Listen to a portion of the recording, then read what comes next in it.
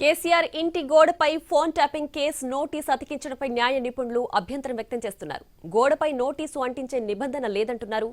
ఇది చట్ట విరుద్ధమని ఇటీవల సుప్రీంకోర్టు స్పష్టం చేసిందని గుర్తు చేశారు.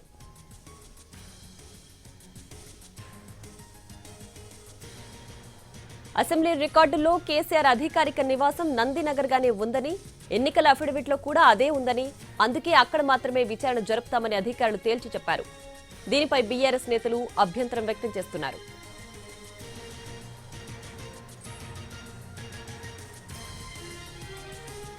అయితే హరీష్ రావు అఫిడవిట్లో సిద్దిపేట అడ్రస్ ఉందని, ఫోన్ ట్యాపింగ్ నోటీస్ మాత్రం హైదరాబాద్లోని నివాసంలో ఇచ్చారని గుర్తు చేస్తున్నారు. కేసీఆర్ అఫిడవిట్లో బంజారాహిల్స్ అడ్రస్ ఉందని, అక్కడివ్వడంపై అభ్యంతరం వ్యక్తం చేస్తున్నారు.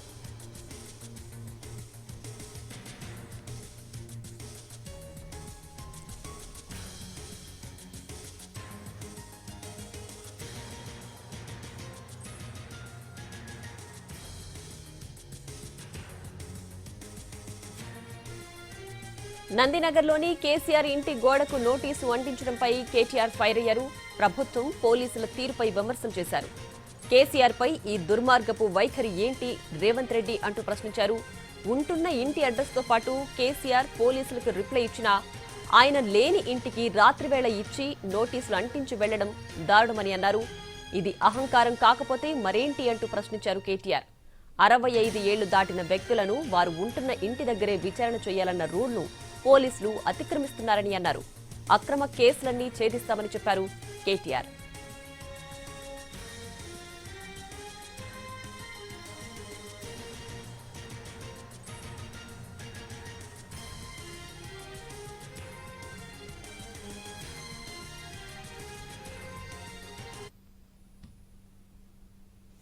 తాను నివాసముండే ఇంటికొచ్చి నోటీసులు ఇవ్వాలని కేసీఆర్ చెప్పినట్లు సీనియర్ అడ్వకేట్ గండ్ర మోహన్ రావు తెలిపారు. లా ప్రకారం ఏ విధంగా ఉందో అలా నోటీసులు ఇవ్వాలి, కానీ పోలీసులు ఇష్టం వచ్చినట్లు నోటీసులు ఇవ్వకూడదని తెలిపారు.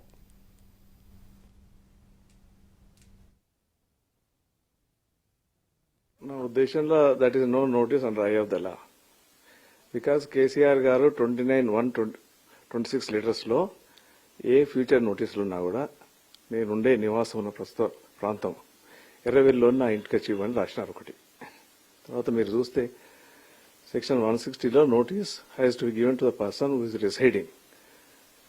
Supreme court Satyendra Kumar Antil versus CBI 2025లో అన్ని స్టేట్లకు డైరెక్షన్ ఇష్యూ చేసింది. మీరు వాట్సాప్ మీద మెసేజ్లు పంపుతున్నారు, ఈమెయిల్ నోటీసులు ఇస్తున్నారు. సిఆర్పిసి కింద సెక్షన్ 41 కావచ్చు, తర్వాత సెక్షన్ 35 ఆఫ్ ద బిఎన్ఎస్ కింద కావచ్చు, సెక్షన్ 160 ఆఫ్ ద సిఆర్పిసి కింద కావచ్చు. మీరు లాల్ అయితే ఉందో సిఆర్పిసి కింద ఏ ప్రొవిజన్ ప్రకారం మీరు నోటీసులు ఇవ్వాలో ఆ ప్రొవిజన్ ప్రకారమే సర్వ్ చేయాలి, కానీ మీ ఇష్టం ఉన్నట్టు వాట్సాప్ లో ఎలక్ట్రానిక్ మీటర్ యూజ్ చేయకూడదు. అయితే సెక్షన్ 62 ఆఫ్ ద సిఆర్పిసి ఏముందో క్లియర్ గా చెప్తుంది.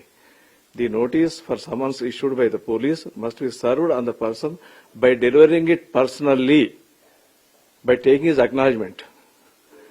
ఈ యొక్క pasting of the notice on the wall అన్నది it's only to demean a person's dignity, and it is also a violation of Article 21 of the Constitution. Article 21 says that no person's liberty or dignity can be violated except in accordance with the procedure established by law. Procedure in the section 62 prakaram, they should go to his place and deliver him personally. Does the ACB of the Jubilees doesn't know where KCR is residing?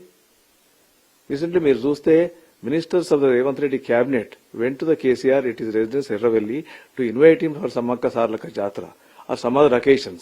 Even protocol officers went there. Entire Telangana knows where is KCR is residing for last so many years.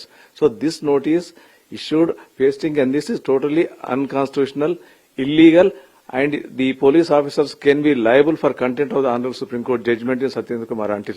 What is the intention of 160? 160 notice is issued to a witness to assist the police if he has any information regarding the investigation of a crime la వాళ్ళకి ఏమైనా సమాచారం ఉంటే police వాళ్లకు సహాయపడతారని.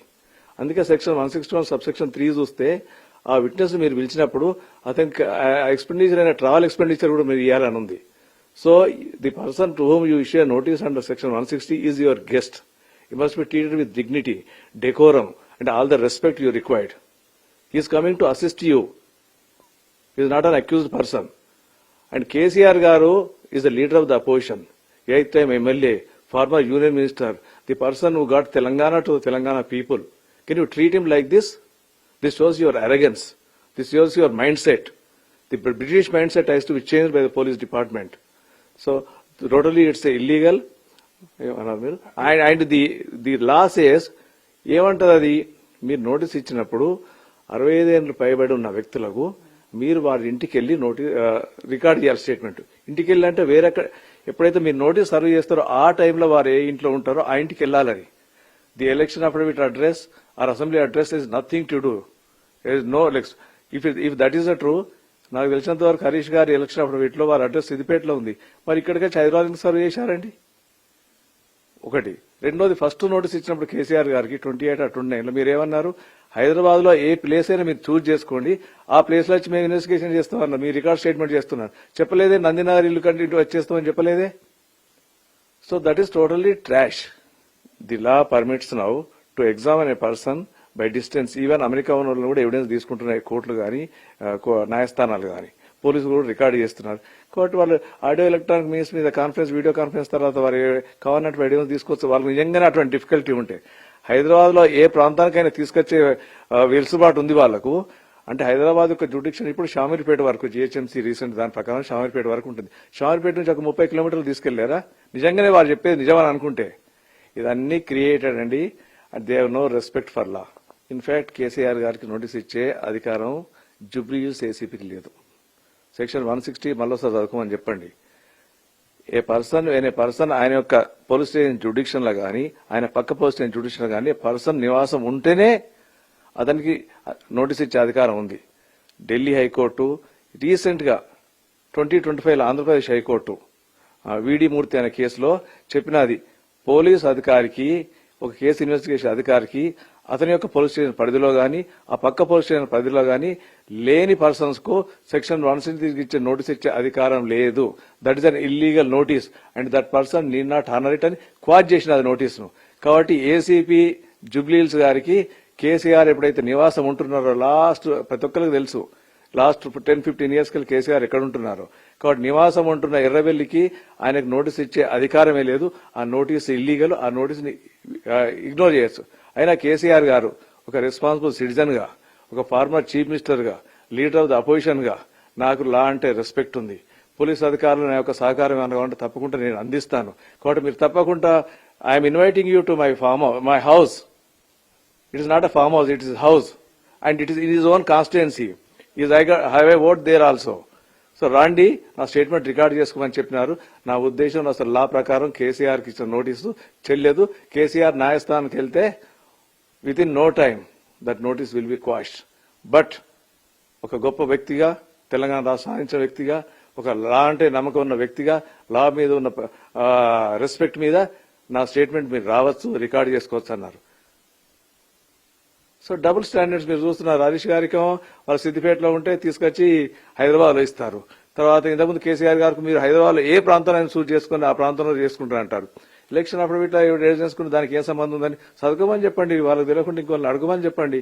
Residing అని ఉంది అంటే మీరు notice ఇచ్చే సమయంలో ఏ వ్యక్తికి అయితే నోటీస్ ఇస్తున్నారో 65 పైబడిన వ్యక్తికి అతను ఎక్కడ ఉంటే అక్కడికి వెళ్లి మీరు స్టేట్మెంట్ రికార్డ్ చేసుకోవాలి. It is not a mercy of the police, it's the command of the law. Law says shall, that person shall అంటే must. And the police department is servant of the law, not servant of the any person whosoever high may be. They are bound by the Constitution, they are bound by the CRPC, they are bound by Supreme Court judgments. They can be held up in the court. But KCR గారు పెద్ద మనసుతోని అవన్నీ ignore చేసి అయినా మీరు చేసుకోవాలంటే మీకు సహకారాన్ని పూర్తిగా అందిస్తాను, నా స్టేట్మెంట్ మీరు రావచ్చు, ఎర్రవెల్లికి నా గెస్ట్గా రావచ్చు, మీరు రికార్డ్ చేసుకోవచ్చు. ఇంకా వాళ్ళకి ఇంకా ప్రాబ్లం ఉంటే ఆడియో విజువల్ ఎగ్జామినేషన్ అనేది ఇప్పుడు యాక్సెప్టెడ్ మోడ్. స్పీకర్ గారు కూడా ఈ మధ్య చూసినారు, మీరు స్పీకర్ పోచారం శ్రీనివాసరెడ్డి గారు నేను రాను అంటే స్పీకర్ గారు పోచారం శ్రీనివాసరెడ్డి యొక్క స్టేట్మెంట్ వీడియో ద్వారా రికార్డ్ చేసినారు. మేము క్రాస్ ఎగ్జామిన్ చేసినాం అతన్ని బై వీడియో. ఈ did not come to speaker chamber, కోర్టుకు రాలేదు. సో ఆ విధంగా కేసీఆర్ స్టేట్మెంట్ కూడా వాళ్ళు కావాలంటే వాళ్ళకి నిజంగా కష్టం ఉంది, ఎలక్ట్రానిక్ ఎవిడెన్స్ ఇవన్నీ తీసుకొని మోసుకోవాలంటే ఆడియో వీడియో ఏదో ఎగ్జామిన్ చేయమని చెప్పండి. స్పీకర్ గారు ఏదైతే ఫాలో అయినారో దానికంటే గొప్ప కాదండి, స్పీకర్ గారు 10th schedule of the constitution కింద ఎంక్వైరీ చేసినారు. So this only shows police something not right with the police. They are appears to be under tremendous pressure and they are seeking directions from somebody else, not for the directions of the law.